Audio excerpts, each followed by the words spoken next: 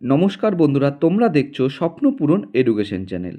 আমরা প্রতিদিনের মতন আজকেও নিয়ে চলে এসেছি কিছু গুরুত্বপূর্ণ প্রশ্ন ও উত্তর নিয়ে বাংলায় গুরুত্বপূর্ণ প্রশ্ন উত্তরগুলো প্রতিদিন পাওয়ার জন্য আমার চ্যানেলটি অবশ্যই তোমরা লাইক, কমেন্ট, শেয়ার এবং সাবস্ক্রাইব করে দেবে।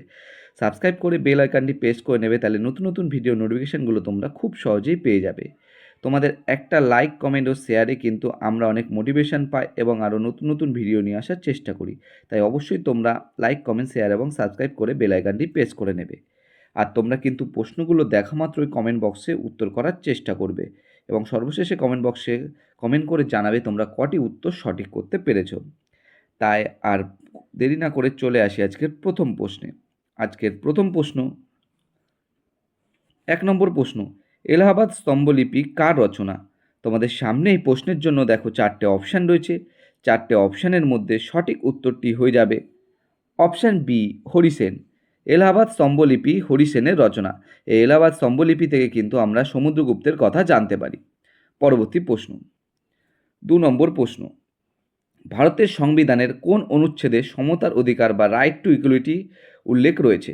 তোমাদের সামনে দেখো এই প্রশ্নের জন্য দেখো 4টে অপশান রয়েছে। 4টে অপশানের মধ্যে এখানে কিন্তু সঠিক উত্তরটি হয়ে যাবে অপশান বি, 14 থেকে 18। ভারতের সংবিধানের 14 থেকে 18 নম্বর অনুচ্ছেদে কিন্তু সমতার অধিকার বা রাইট টু ইকুয়ালিটির কথা বলা রয়েছে।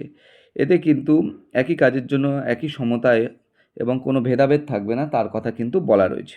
পরবর্তী প্রশ্ন, 3 নম্বর প্রশ্ন, ভারতের ব্যাংকারদের ব্যাংক কাকে বলা হয়? তোমাদের সামনে দেখো এই প্রশ্নের জন্য 4টে অপশান রয়েছে। 4টে অপশানের মধ্যে সঠিক উত্তরটি হয়ে যাবে অপশান বি, আরবিআই। ভারতের ব্যাংকারদের ব্যাংক কিন্তু বলা হয় আরবিআইকে। এই আরবিআই কিন্তু প্রতিষ্ঠিত হয়েছিল 1935 সালে। 1935 সালে আরবিআই প্রতিষ্ঠিত হয়েছিল এবং 1937 পর্যন্ত কিন্তু আরবিআইয়ের হেডকোয়ার্টার কিন্তু কলকাতাতেই ছিল এবং 1937-এর পর থেকে কিন্তু আরবিআইয়ের হেডকোয়ার্টার মুম্বাইয়ে কিন্তু পরিবর্তন করা হয়। পরবর্তী প্রশ্ন, 4 নম্বর প্রশ্ন, ইকতাদারি ব্যবস্থা ভারতে কে প্রবর্তন করেন? তোমাদের সামনে এই প্রশ্নের জন্য দেখো 4টে অপশান রয়েছে। 4টে অপশানের মধ্যে সঠিক উত্তরটি হয়ে যাবে অপশান বি, ইলতুৎমিশ। ইকতাদারি ব্যবস্থা ভারতে প্রবর্তন করেন ইলতুৎমিশ। পরবর্তী প্রশ্ন, 5 নম্বর প্রশ্ন, ভারতের দীর্ঘতম জাতীয় সড়ক কোনটি? তোমাদের সামনে কিন্তু দেখো এই প্রশ্নের জন্যও কিন্তু 4টে অপশান রয়েছে। 4টে অপশানের মধ্যে সঠিক উত্তরটি হয়ে যাবে অপশান বি, NH-44। ভারতের দীর্ঘতম জাতীয় সড়ক কিন্তু NH-34। এটি কিন্তু জম্মু কাশ্মীর থেকে তামিলনাড়ু পর্যন্ত বিস্তৃত। এই NH-44টা কিন্তু জম্মু কাশ্মীর থেকে তামিলনাড়ু পর্যন্ত কিন্তু বিস্তৃত রয়েছে এবং তোমরা কমেন্ট বক্সে কমেন্ট করে জানাবে এর দূরত্ব বা ডিস্টেন্সটা কত রয়েছে, কত কিলোমিটার। পরবর্তী প্রশ্নে যাওয়ার আগে বলতে চাই বন্ধুরা, যারা তোমরা নতুন আমার চ্যানেলে প্রশ্নোত্তরের ভিডিও দেখছো তারা কিন্তু অবশ্যই লাইক, কমেন্ট, শেয়ার এবং সাবস্ক্রাইব করে দিও। তোমরা লাইক, কমেন্ট, শেয়ার এবং সাবস্ক্রাইব করলে আমরা কিন্তু অনেক আগ্রহ পাই এবং অনেক আশা নিয়ে তোমাদের জন্য কিন্তু ভিডিও করি। তোমরা অবশ্যই লাইক, কমেন্ট, শেয়ার এবং সাবস্ক্রাইব করে দেবে। 6 নম্বর প্রশ্ন, ভারতের প্রথম ক্ষুদ্র অর্থায়ন ব্যাংক কোনটি? তোমাদের সামনে দেখো 4টে অপশান রয়েছে। 4টে অপশানের মধ্যে সঠিক উত্তরটি হয়ে যাবে option C, capital small finance bank. ভারতের প্রথম ক্ষুদ্র অর্থায়ন ব্যাংক কিন্তু ক্যাপিটাল স্মল ফাইন্যান্স ব্যাংক। এটি কিন্তু পাঞ্জাবে প্রতিষ্ঠা করা হয়েছিল। পরবর্তী প্রশ্ন, 7 নম্বর প্রশ্ন, ভিটামিন B12-এর রাসায়নিক নাম কি? এই তোমাদের ভিটামিন দিয়ে কিন্তু বিভিন্ন পরীক্ষায় বহুবার অনেক প্রশ্ন আসে। এখানে তোমাদের 7 নম্বর প্রশ্নটা রয়েছে, ভিটামিন B12-এর রাসায়নিক নাম কি? দেখো এই প্রশ্নের জন্য তোমাদের 4টে অপশান রয়েছে। 4টে অপশানের মধ্যে এখানে সঠিক উত্তরটি হয়ে যাবে অপশান সি, সায়ানোকোবালামিন। ভিটামিন B12-এর রাসায়নিক নাম কিন্তু সায়ানোকোবালামিন। পরবর্তী প্রশ্ন, 8 নম্বর প্রশ্ন, ভারতের বর্তমান প্রধান নির্বাচন কমিশন কে? তোমাদের সামনে দেখো এই প্রশ্নের জন্য 4টে অপশান রয়েছে। 4টে অপশানের মধ্যে সঠিক উত্তরটি কিন্তু এখানে হয়ে যাবে অপশান বি, জ্ঞানেশ কুমার। ভারতের বর্তমান প্রধান নির্বাচন কমিশনার কিন্তু জ্ঞানেশ কুমার এবং নির্বাচন কমিশনের কথা আমরা কত নম্বর আর্টিকেলে জানতে পারি সেটা কিন্তু অবশ্যই তোমরা কমেন্ট বক্সে কমেন্ট করে জানিও। পরবর্তী প্রশ্ন, 9 নম্বর প্রশ্ন, ইলবার্ট বিল কোন ভাইসরয়ের আমলে প্রবর্তিত হয়? তোমাদের সামনে কিন্তু দেখো এই প্রশ্নের জন্য 4টে অপশান রয়েছে। 4টে অপশানের মধ্যে সঠিক উত্তরটি কিন্তু এখানে হয়ে যাবে এবং এই প্রশ্নটা কিন্তু খুবই গুরুত্বপূর্ণ প্রশ্ন।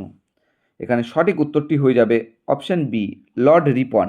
ইলবার্ট বিল লর্ড রিপন ভাইসরয়ের আমলে প্রবর্তিত হয় 1833 সালে।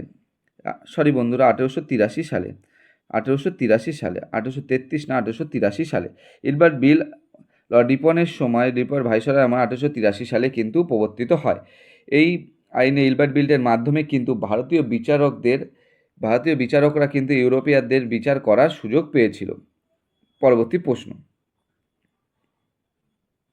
10 নম্বর প্রশ্ন, all India trade union Congress বা AITUC প্রতিষ্ঠা হয় কত সালে? তোমাদের সামনে কিন্তু দেখো এই প্রশ্নের জন্য 4টে অপশান রয়েছে। 4টে অপশানের মধ্যে সঠিক উত্তরটি হয়ে যাবে অপশান বি, 1920 সালে। All India trade union Congress প্রতিষ্ঠা হয় 1920 সালে। লালা লাজপত রায় কিন্তু তৈরি করেছিলেন। পরবর্তী প্রশ্ন, 11 নম্বর প্রশ্ন, ভারতের কোন রাজ্যের মধ্যে দিয়ে কর্কটক্রান্তি রেখা অতিক্রম করেনি? তোমাদের সামনে কিন্তু দেখো এই প্রশ্নের জন্য 4টে অপশান রয়েছে। 4টে অপশানের মধ্যে সঠিক উত্তরটি কিন্তু হয়ে যাবে এখানে অপশান বি, মিজোরাম। ভারতের মিজোরাম রাজ্যের মধ্যে দিয়ে কর্কটক্রান্তি রেখা অতিক্রম করেননি। আমাদের কিন্তু মোট 8টি রাজ্যের ওপর দিয়ে কিন্তু এই কর্কটক্রান্তি রেখা প্রবর্তিত হয়েছে। পরবর্তী প্রশ্ন, 12 নম্বর প্রশ্ন, আলোর বেগ সর্বাধিক হয় কোন মাধ্যমে? তোমাদের সামনে এই প্রশ্নের জন্য দেখো 4টে অপশান দেওয়া রয়েছে। 4টে অপশানের মধ্যে এখানে কিন্তু সঠিক উত্তরটি হয়ে যাবে অপশান ডি, শূন্যস্থান বা শূন্য মাধ্যমে। আলোর বেগ সর্বাধিক হয় শূন্য মাধ্যমে বা শূন্যস্থানে। পরবর্তী প্রশ্ন, 13 নম্বর প্রশ্ন, ব্লু ভিট্রিয়ল বলতে কোন যৌগকে বোঝায়? তোমাদের সামনে দেখো এই প্রশ্নের জন্য 4টে অপশান রয়েছে। 4টে অপশানের মধ্যে এখানে কিন্তু সঠিক উত্তরটি হয়ে যাবে অপশান এ, কপার সালফেট।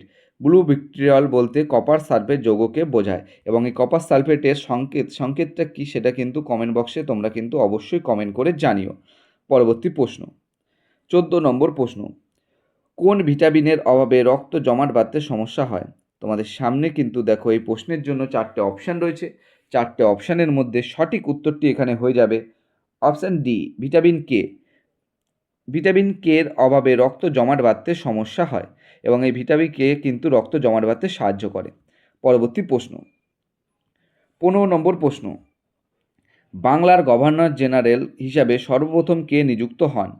তোমাদের সামনে কিন্তু দেখো এই প্রশ্নের জন্য 4টে অপশান রয়েছে। 4টে অপশানের মধ্যে এখানে কিন্তু সঠিক উত্তরটি হয়ে যাবে অপশান এ, ওয়ারেন হেস্টিংস। বাংলার গভর্নর জেনারেল হিসাবে সর্বপ্রথম কিন্তু নিযুক্ত হন ওয়ারেন হেস্টিংস এবং কত সালে তিনি কিন্তু এই বাংলার গভর্নর পদে কিন্তু নিযুক্ত হন সেটা কিন্তু অবশ্যই তোমরা যদি জেনে থাকো কমেন্ট বক্সে কমেন্ট করে জানিও। বন্ধুরা, তোমাদের জন্য আজকে এই 15টি প্রশ্ন উত্তর রেখেছিলাম। এই 15টি প্রশ্ন উত্তর কিন্তু আপকামিং পরীক্ষায় আসার মতন প্রশ্ন এবং খুবই গুরুত্বপূর্ণ প্রশ্ন। আশা করি তোমরা আপকামিং পরীক্ষায় প্রশ্ন উত্তরগুলো পেয়ে উপকৃত হবে। তাই সবাই আমার চ্যানেলটি কিন্তু যারা এখনও পর্যন্ত লাইক কমেন্ট শেয়ার এবং সাবস্ক্রাইব করনি তারা কিন্তু লাইক কমেন্ট শেয়ার এবং সাবস্ক্রাইব করে দিও এবং বেল আইকনটি প্রেস করে নিও। বেল আইকনটি প্রেস করে নিলে নতুন নতুন ভিডিও নোটিফিকেশান তোমরা খুব সহজেই পেয়ে যাবে এবং আশা করি তোমরা আপকামিং পরীক্ষায় প্রশ্ন উত্তরগুলো পেয়ে কিন্তু উপকৃত হবে। তোমরা কিন্তু আমাকে লাইক কমেন্ট শেয়ার করো। তোমরা একটা লাইক, একটা কমেন্ট ও একটা শেয়ার কিন্তু আমাদের আগ্রহকে আরও বাড়িয়ে তোলে এবং আরও নতুন নতুন ভিডিও নিয়ে আসার চেষ্টা করতে থাকি। তোমাদের জন্য ভালো ও যাতে পরীক্ষায় আসে সেরকম প্রশ্ন উত্তর নিয়ে আসার চেষ্টা করি এবং তোমরা কিন্তু যদি কোনো কিছু আমার কাছে জানার থাকে অবশ্যই কমেন্ট বক্সে কমেন্ট করে জানিও। আমি অবশ্যই তোমাদের কমেন্টের উত্তর দেব। সবাই ভালো থাকবে, সুস্থ থাকবে। দেখা হবে আবার পরবর্তী একটি নতুন ভিডিওতে। সবাইকে অসংখ্য ধন্যবাদ।